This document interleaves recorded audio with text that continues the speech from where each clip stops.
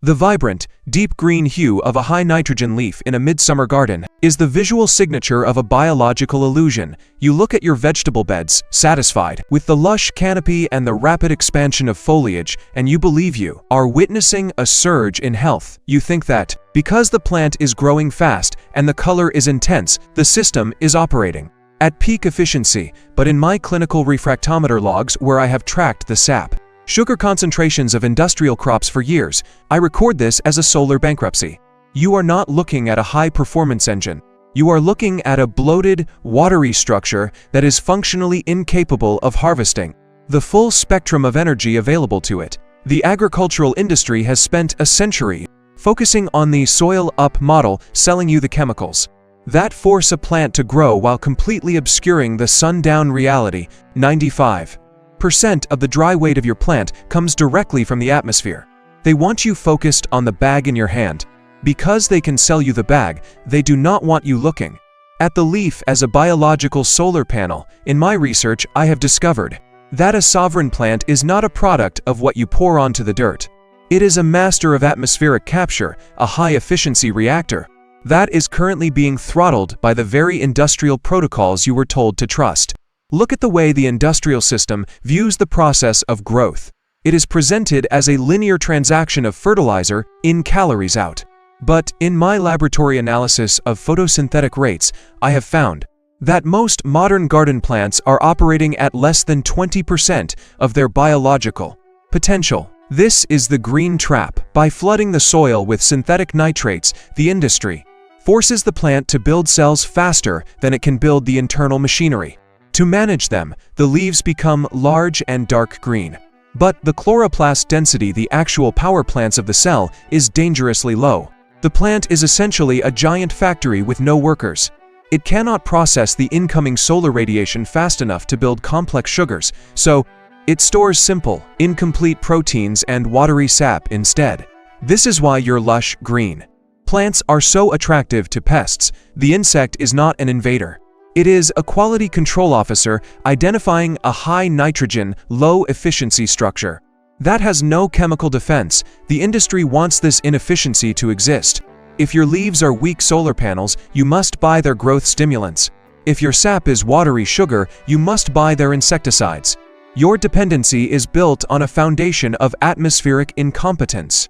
I remember a specific series of tests I ran on the boundary layer of various crops. The boundary layer is a thin, stagnant pocket of air that clings to the surface of every leaf. In my research, I have found that in a conventionally managed garden, this layer is the primary bottleneck of production. Inside this stagnant pocket, the plant quickly consumes all the available carbon dioxide. Even if the sun is shining at full intensity, the plant stops growing because it is essentially suffocating for lack of carbon. I have used microsensors to measure the carbon dioxide concentration at the leaf surface, and I have documented drops of over 50% within minutes of sunrise. The plant is an atmospheric mining operation that has run out of raw material. The industry tells you to buy AW generators or liquid carbon additives. They want you to pay for a gas that the atmosphere provides for free. They do not want you to understand that the solution to this atmospheric famine is already sitting in your soil. In my clinical observations of sovereign ecosystems, I have tracked the soil leaf loop. In a healthy, biologically active soil, the trillions of microbes and fungi are constantly exhaling carbon dioxide as they decompose organic matter.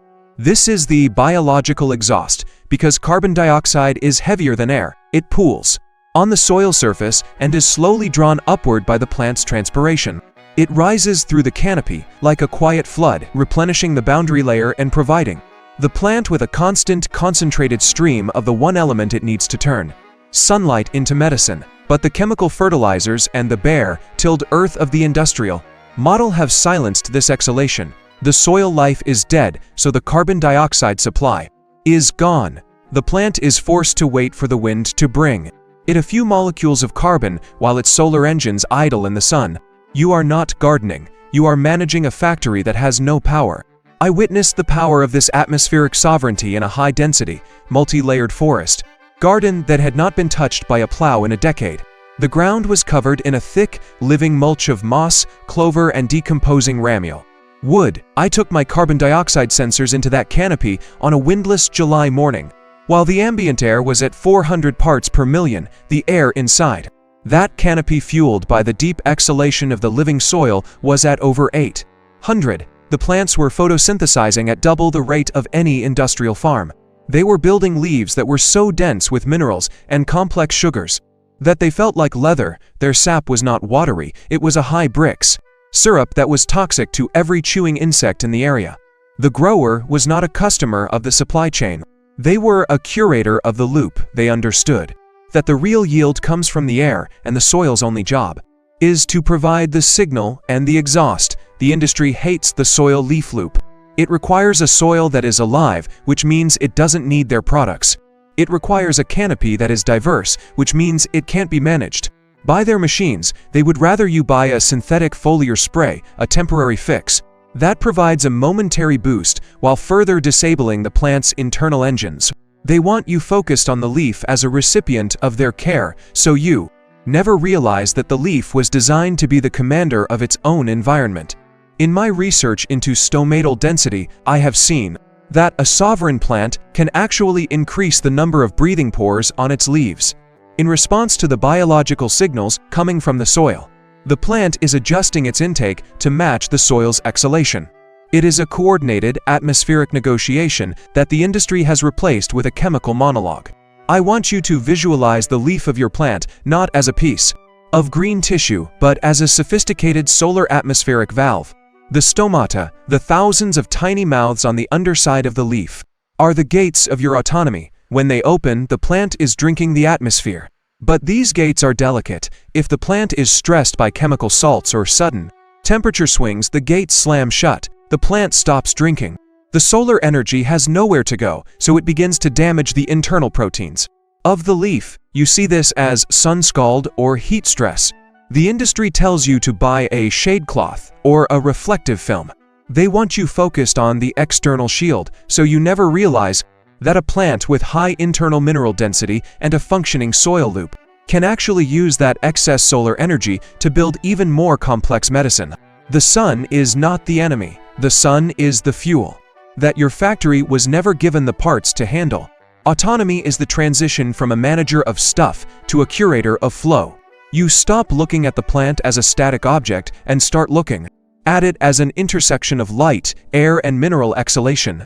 You achieve this by restoring the biological exhalation. You stop the tillage that vents the carbon dioxide into the atmosphere before the leaves can catch it. You stop the bare soil protocols that bake the microbes and stop their breathing. And you introduce the solar stacks by planting in vertical layers ground covers, shrubs, and taller crops. You create a turbulent canopy. This geometry breaks the stagnant boundary layer and forces the carbon dioxide to cycle and swirl around every leaf.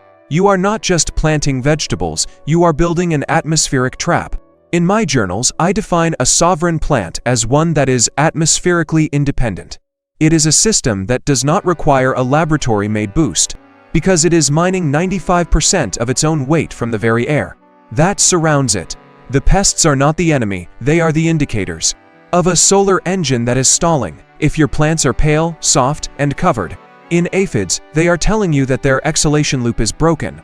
They are telling you that they are carbon-starved in a world that is supposedly drowning in it. The only reason you have lived with hollow harvests is because you were taught to ignore the solar architecture of the leaf in favor of the chemical shortcuts in the bag. I am curious about the density of your own garden. In my ongoing research into photosynthetic efficiency, I want to know, when you hold a leaf from your garden up to the sun, does it look like a thin, translucent piece of green film, or does it look like a solid, opaque structure that light struggles to penetrate? If it is translucent, your factory is understaffed.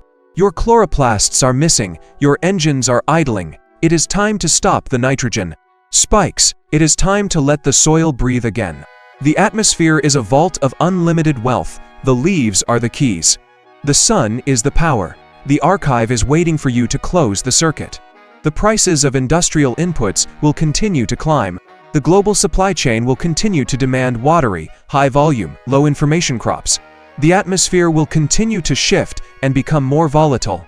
But a garden with a solar archive doesn't care. It builds its own structure. It captures its own carbon. It holds its own energy. This is the only real wealth. This is the command of the sun and the air, and it is yours to reclaim.